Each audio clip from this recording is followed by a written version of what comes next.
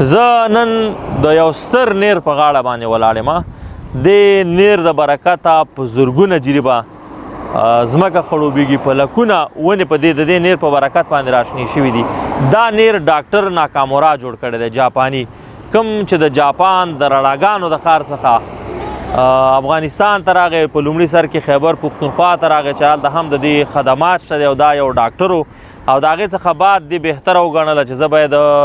افغانستان ته لاړ شم، ننګرهار ته لاړ شم او هلته چې دی خدمت وکړم. دلته چې کله ډاکټر ناکامورا راغی هغه د طب په برخه کې د خدمت دپاره راغی، خو بالاخره چې دلته کله ولیدل لازمه یې دا وګڼله چې دې خلکو ته د طب د خدمت نه باید د کاروبار یوه ذریعه برابره کړو. څنګه کولی شو چې دا خلک په خپلو مټو باندې ودرېږي، په خپله ځان ته ماښام یو کپ ډوډۍ پیدا کړی شو. دا ښه په خیریه کارونو کې دا یو ډېر ښه فکر دی چې یو څوک داسې فکر وکړي چې زه څنګه کولی شم چې خلکو ته د کاروبار زمینه برابره کړم، د ډوډۍ ګټلو یو زمینه ورته برابره کړم. هغه و چې دلته ډاکټر ناکامورا د خپل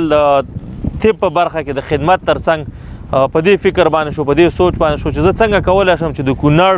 لیونی سیند مهار کړم او د افغانانو په ګټه باندې استعمال کړم. د خیوي په ولسوالۍ کې یو ډېره ستره دښته چې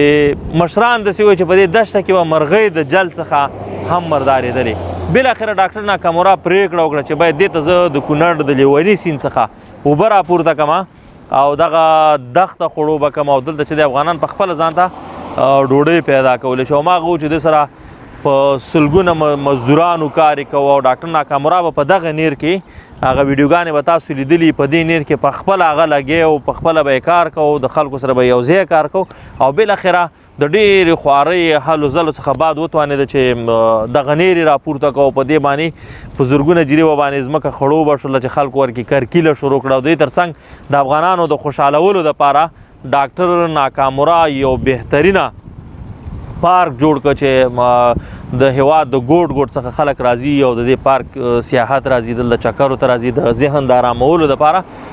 ډاکټر ناکامورا دغه خدمت وکړو. خو ډاکټر ناکامورا ته بیرته په بدل کې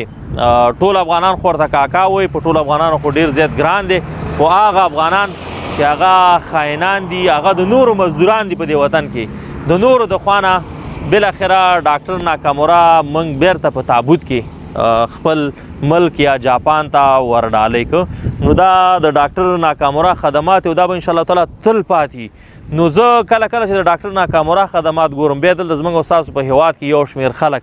چې ځان ته ډېر غټ غټ نومونه ورکوي، په خپل نومونو باندې ډېرې غټې غټې ځمکې نیولې دي او بیا ځان له هدیري او قبرونه او دا مسلې تاسو به ټولې دا لیدلي چې جوړ کړي دي. نو زه وایم که هغوی ته وویل شي چې ته د خپل د خدمت یو نمونه وړاندې کړو، انشاءالله تعالی په دې باندې یقیني یم چې دا به صفر. ډاکټر ناکامورا یو کس و، زموږ د هیواد لنډغر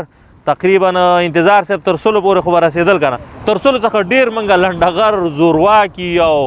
هغې خبره چې ځان ته به مشران ویل داسې لرل، خو یو خدمت نمونه نشته دی. ډاکټر ناکامورا یو سړی په زرګونه خدمات یې کړي دي، یوازې دا نیر نه بلکې د افغانستان په ګوټ ګوټ کې بالخصوص د ننګرهار په ګوټ ګوټ کې موږ تاسو ډېر داسې بندونه ښودلی شو چې د کونړ د لیوني څخه سیند څخه یې جګ کړي او بالاخره که ډاکټر ناکامورا ژوندی وی نو موږ به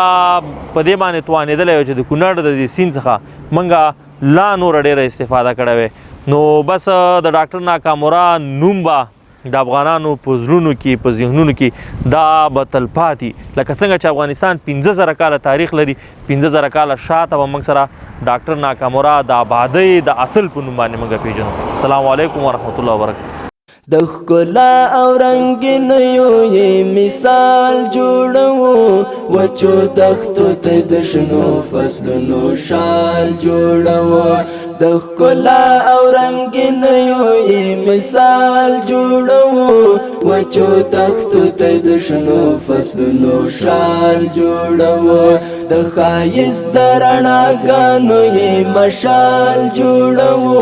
خپل هیواد ته پرمختللې نړۍ سیال جوړو. د ښایست د رڼاګانو یې مشال جوړو، خپل هیواد ته پرمختللې نړۍ سیال جوړو. د قیمت وخت او شیبې ورکوو، په تړاکو د نازک لاسونه پښې ورکوو.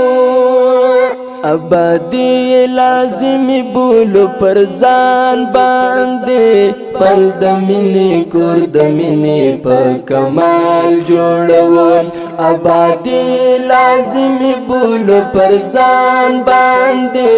پل د مینې کور د مینې په کمال جوړو د ښکلا او رنګینیو یې مثال جوړو وچو دښتو ته د شنو فصلونو شال جوړو